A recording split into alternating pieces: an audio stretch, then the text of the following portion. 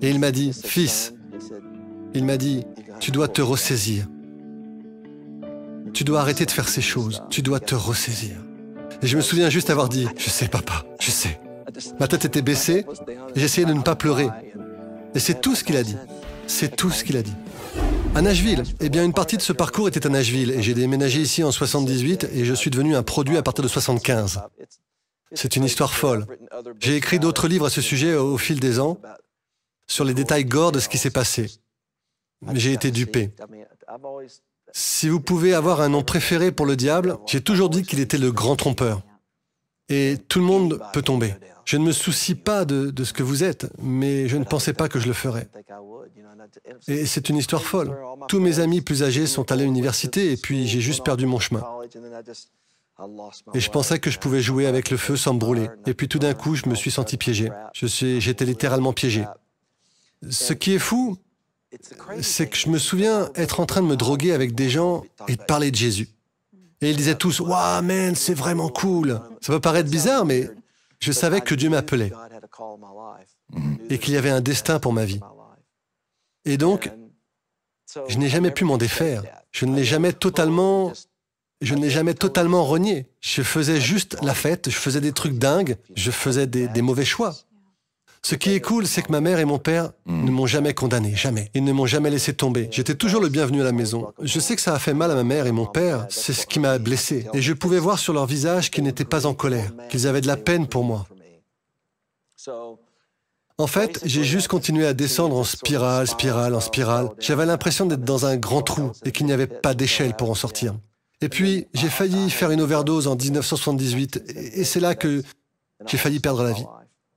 Et c'est là que j'ai pensé, oh mon Dieu, Seigneur, fais tout ce que tu dois faire pour attirer mon attention. Un accident de voiture, casse-moi les jambes, mais ne me tue pas. Oui, je faisais ce genre de prière. Alors je savais que ma mère et mon père étaient à genoux chaque soir pour moi, si ce n'est le matin aussi. Et puis en 1979, en novembre 79, j'ai probablement fait une dépression nerveuse.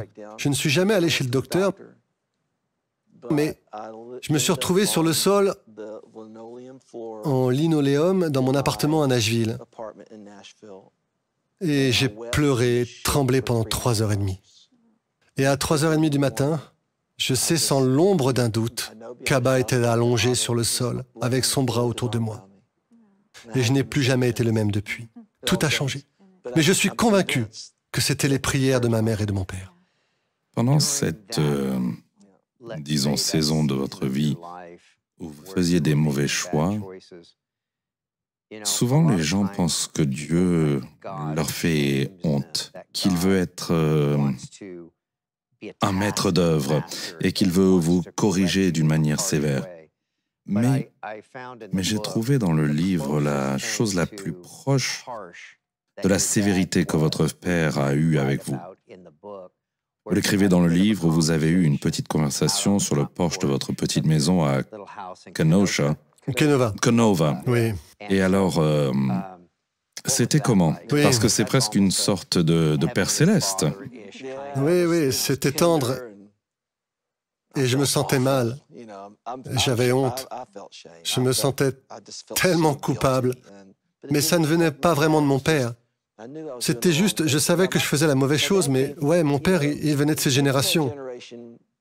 Il y avait des choses vraiment étonnantes dans cette génération. Quand tu étais malade, tu allais travailler. Oui. Vous preniez soin de votre femme, vous preniez soin de vos enfants, vous étiez impliqué dans votre communauté, vous étiez impliqué dans votre église. Ils étaient juste un bon gars.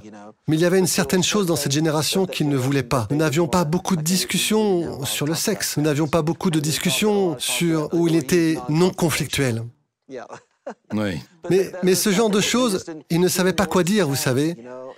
Et pour moi, c'est un moment différent pour moi. J'ai eu des discussions avec tous mes enfants à propos de beaucoup de choses importantes et profondes, et où certains de mes enfants étaient peut-être en difficulté, et je leur en parle simplement. Mon père avait du mal à le faire, parce que je pense qu'il ne voulait pas me repousser. Il savait que j'avais des problèmes. Il faisait très attention à ne rien dire, qui pourrait m'éloigner encore plus.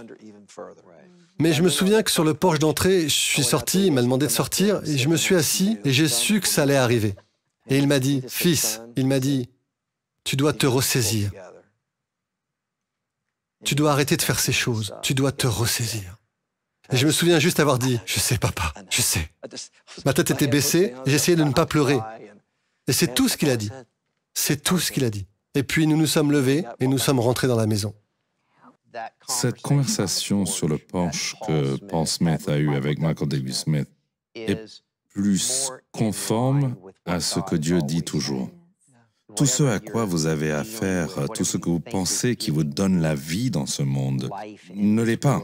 C'est en réalité la mort, c'est temporaire, c'est ma bonté envers vous et ce qui vous comblera. Il dit constamment ces choses et c'est ce que vous avez vécu même dans votre période d'égarement. Votre père vous a tout simplement appelé. Il ne voulait pas vous pousser plus loin.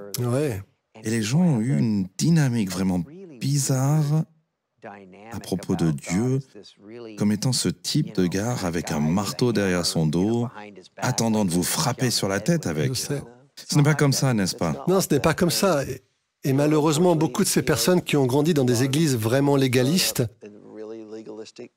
et ont apporté ce genre de théologie qui, je pense, est préjudiciable aux gens.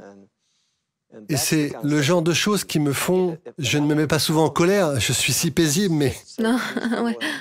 Si je me mets en colère, c'est lorsque les gens instillent des mensonges dans la vie des gens. Des choses comme ça qui dépeignent Dieu pour quelqu'un qu'il n'est pas. Parce que cela peut détruire une vie. Le grand trompeur. C'est un grand trompeur, le diable, oui. Eh bien, la réalité est que votre témoignage ici, aujourd'hui, dans vos heures les plus sombres, quelle était l'image de Dieu dont vous vous souvenez avec ses bras autour de vous?